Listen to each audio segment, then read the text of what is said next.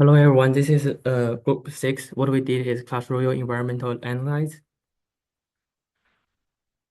So this game is a real-time strategy video game on mobile where two players can build their deck and against each other. So each deck contains 8 cards. So the inspiration for our project is that we want to predict game result given a deck.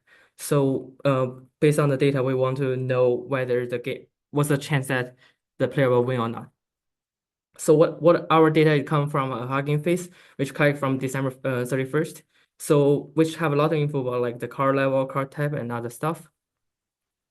So we figured out some data that's not useful, such as the ID of each player and the player's clan, which doesn't affect the game, and also some stuff we don't know until the game ends, such as the battle time. So what left with is just like the starting trophy of each player and the card's level, and also the type of the cards that the player hold. The method we used is clustering of the decks. The goal is to better understand the data. We use clustering because Clash Royale has many classical decks, and they might have many variations. So we need to eliminate that. The first step we used is k-medioid clustering, and the second step is to find cluster win rates. Are the decks visualized. The centers of the 40 clusters are the 40 distinct popular decks. And we also calculated their win rates and frequencies. As we can tell, the third deck on the second row has the highest win rate. Here's a visualization of the clusters. We use TSNE projection with clustering coloring to generate the image. Method 2, clustering of the matches. So instead of clustering each deck, we clustered each match. And here is also an image of TSNE projection with cluster coloring. After doing some job related to visualization, the next step we'll do is the main part, which is doing prediction about the winning rate given two decks. Our first method is doing prediction by clustering. And here, as we mentioned before, we will use k-midways clustering.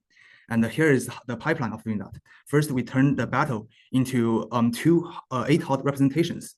And so that since there are 8 cards in each deck, the two representations represents the deck of each player.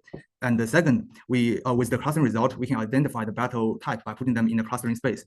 And finally, the predicted winning probability is simply the winning rate corresponding to the cluster. And that cluster winning rate is calculated by just dividing the number of times it wins by the total number of data points in that cluster. So here's the result. As an example here, this is 2 data points in the clusters, in which, as you can see, the left part is the winner's deck, and the right one is just the loser's deck.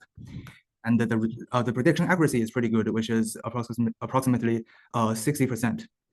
And the pros of this method is interpretability, because you can simply explain winning or losing by pointing out that, oh, it belongs to this cluster, and this cluster is more likely to win.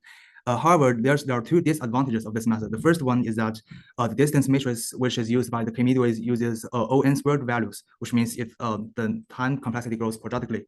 And the second disadvantage is that the quality is heavily dependent on the classification of the class data point to the cluster, which means if you classify it to the wrong classical deck, then your classification might be not so good.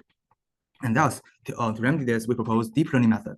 And our deep learning architecture is dependent on the attention-based deep learning. And the reason why we use attention mechanism is that in the interplay between the decks, and to be specific, between the cards is very important. So using attention mechanism, we are capable of learning the interaction between them and produce more meaningful results. And another key design in our method is that we took the difference between the 103 features before we putting them in the model. And the reason is that we want to ensure the symmetry of the prediction, which means if deck 1 versus deck 2, then deck 1, the probability of deck 1 win should be 1 minus the probability of that the deck 2 win. And in that case, the differencing makes the result probably symmetric. And here are the results. And as you can see here, the test accuracy is approximately 61%. And here we propose 2 variants of the deep learning method. The first one is that we concatenate the 2 8-hot representations.